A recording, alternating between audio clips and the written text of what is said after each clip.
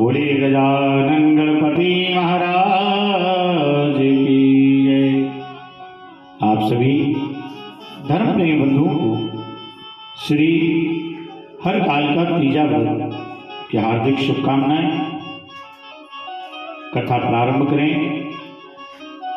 श्री गणेशाय नमः, श्री सरस्वती नमः, श्री गुरुचरण कमलेभ्यो नमः।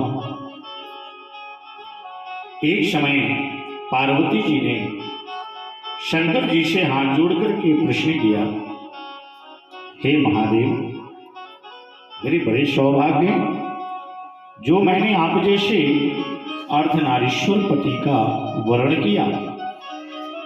क्या मैं यह जान सकती हूँ मैंने ऐसा कौन सा पुण्य किया जो आपकी दासी बनी? आप अंतर्यामी हैं, मुझ दासी को बतलाने की कृपा करें। पार्वती जी की ऐसी प्रार्थना सुनकर शिव जी बोले, हे प्रिय, तुमने अति उत्तम पुण्य का संग्रह किया था, जिससे तुमने मुझ जैसा पति पाया है। वह अति गुप्त व्रत है, वह तुम्हारे आग्रह पर प्रकट करता हूं। वह भादों की शुक्ल पक्ष की तीज का व्रत है और हरतालिका के नाम से प्रसिद्ध है। यह व्रत जैसे तारागणों में चंद्रमा है, नवग्रहों में सूर्य, वर्णों में ब्राह्मण है, वेदों में सामवेद है, इंद्रियों में मन है, ऐसा ही यह व्रत सबसे श्रेष्ठ है। जो तीजा हस्त नक्षत्र युक्त पड़े तो और भी महान पुण्यदायक होता है। यह सुनकर पार्वती जी ने कहा, हे महेश्वर, मैंने कब और कैसे तीजा व्रत धारण किया, यह सब सुनने की इच्छा है। इतना सुनकर भगवान शिव बोले, हे उमा, भारत के उत्तर में हिमाचल पर्वत है, उसके राजा का नाम हिमांचल है। वहां तुमने रानी मैना के गर्भ से जन्म लिया। तुमने बाल्यकाल से ही मेरी आराधना प्रारंभ कर दी। कुछ उम्र बढ़ने पर तुमने हिमालय की दुर्गम गुफाओं में जाकर सहेली सहित मुझको पाने के लिए तपस्या की। तुम ग्रीष्म ऋतु में पानी में खड़े होकर मेरे ध्यान में हमेशा लगी रही। इस प्रकार 6 ऋतुओं में तप करने पर भी जब मेरे दर्शन ना मिले, तब तुमने ऊर्ध्वमुख होकर केवल वायु सेवन की, फिर वृक्षों के सूखे पत्ते खाए, इस शरीर को क्षीण किया। ऐसी तपस्या में लीन देखकर राजा हिमांचल तुम्हारे विवाह हेतु चिंता करने लगे। इसी शुभ अवसर पर देवर्षि नारद जी वहां पर उपस्थित हुए। राजन ने अति हर्ष के साथ नारद जी का स्वागत किया और आने का कारण पूछा। नारद जी ने कहा, हे राजन, मुझे भगवान विष्णु ने भेजा है। मैं चाहता हूं कि आपकी कन्या को योग वर प्राप्त हो, अतः भगवान विष्णु ने आपकी कन्या का वर्ण किया है। क्या आपको स्वीकार है? राजा हिमालय ने कहा, महाराज, मेरा तो बड़ा सौभाग्य है जो मेरी कन्या को विष्णु जी ने स्वीकार किया है, अतः मैं अवश्य उन्हें अपनी कन्या का दान करूंगा।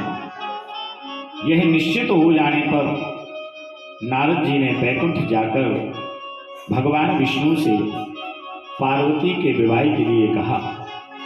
इधर महाराज हिमाचल ने वन में जाकर के पार्वती जी को भगवान विष्णु के साथ उनका विवाह होने का निश्चय सुनाया। तो सुनते ही तुमको महान दुख हुआ। उस दुख से विभल होकर अपनी सखी के पास पहुंचकर विलाप करने लगी। तुम्हारा विलाप देख करके सखी ने कहा, मैं देवी तुम्हें ऐसी गुफा में ले जाऊंगी, महाराज वहां नहीं पहुंच सकते। सखी उमा सहित हिमाचल की गहन गुफाओं में विलीन हो गई। आप तब राजा हिमाचल घबराकर पार्वती को ढूंढते हुए विलाप करने लगे कि मैंने विष्णु को तो वचन दे दिया, वह पूर्ण कैसे होगा। ऐसा कहकर मूर्छित हो गए। सभी पुरवासियों को साथ लेकर ढूंढने को महाराज ने पदार्पण किया। सोचने लगे मेरी कन्या को व्याघ्र खा गया, यह सर्प ने डस लिया, यह राक्षस हर के ले गया। उस समय तुम अपनी सहेली के साथ ही गहन गुफा में पहुंची। बिना अन्न जल के मेरी शुभ्रत को आरंभ करके नदी की बालू की शिव जी की मूर्ति बनाई, विधिवत वन पुष्पों से पूजन किया। उस दिन भादो मास था, शुक्ल पक्ष था, तृतीया तिथि थी और हस्त नक्षत्र था। तुम्हारी पूजा के फल से मेरा सिंहासन हिल गया। मैंने जाकर तुम्हें दर्शन दिया, कहा देवी मैं तुम्हारे व्रत पूजन से प्रसन्न हूँ, अपनी इच्छा बताओ। और तुमने सुनकर लज्जित भाव से प्रार्थना की, स्वामी आप अंतर्यामी हैं, मेरे मन के भाव आपसे छिपे नहीं हैं, मैं आपको पति रूप में चाहती हूँ। इतना सुनकर मैंने तुम्हें इच्छित वर देकर अंतर ध्यान हो गया। इसके बाद तुम्हारे पिता हिमाचल तुम्हें मंत्रियों सहित ढूंढते ढूंढते नदी के तट पर शोक के कारण मूर्छित हो गिर पड़े। उसी समय तुमने मेरी बालू की मूर्ति विसर्जन हेतु नदी पर पहुंची। तुम्हें देख करके हिमाचल प्रसन्न हुए, बोले उमा तुम इस भयानक वन में कैसे चली आई, जो अति भयानक है, जहां मनुष्य के प्राण संकट में पड़ सकते हैं। हे पुत्री इस भयंकर वन को त्याग कर अपने घर को चलो। पिता के वचन सुनकर तुमने कहा, हे पिता आपने मेरा विवाह विष्णु जी के साथ स्वीकार किया है, मैं इस वन में तो प्राण दे दूंगी लेकिन उनके साथ विवाह नहीं करूंगी। राजा ने कहा खुश होते हुए, बोले हे पुत्री शोक ना करो, मैं तुम्हारे विवाह कदापि विष्णु जी के साथ नहीं करूंगा, जो तुम्हें रुचिकर है उन्हीं सदा शिव जी के साथ करूंगा। तब सखी के साथ नगर में उपस्थित होकर अपनी माता और सहेलियों से मिली।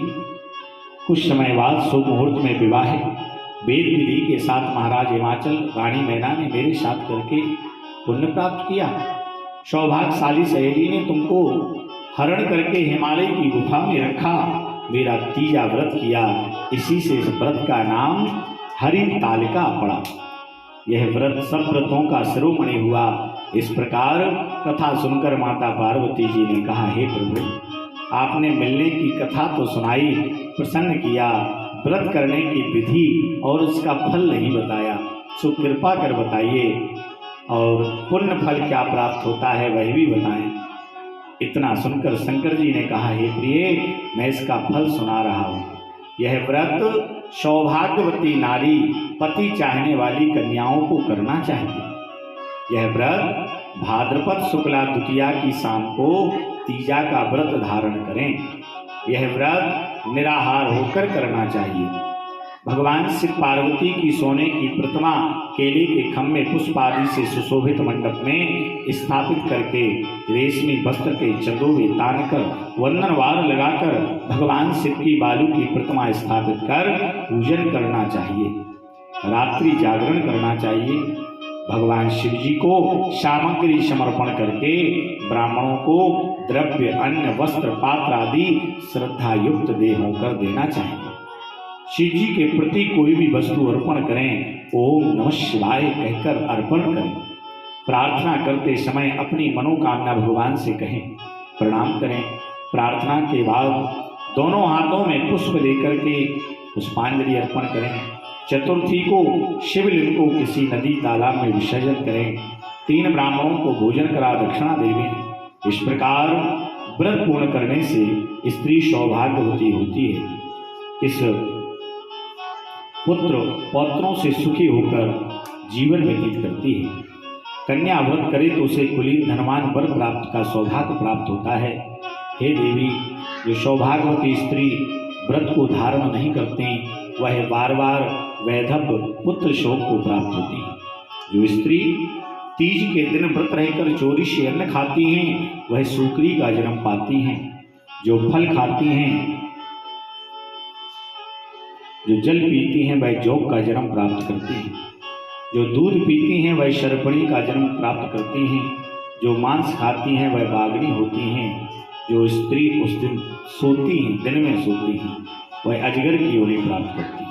हे उमा, जो स्त्री अपने पति को धोखा देती हैं वह मुर्गी का जन्म धारण करती हैं। जो स्त्री इस व्रत को श्रद्धा भक्ति से विधि पूर्वक करती हैं वे सुंदर पति को प्राप्त करती हैं। वह दूसरे जन्म में तुम्हारे समान स्वरूपवान होकर इसी संसार में उत्तम सुख का भोग करती हैं। बोलिए गजानन गौरी शंकर भगवान की जय।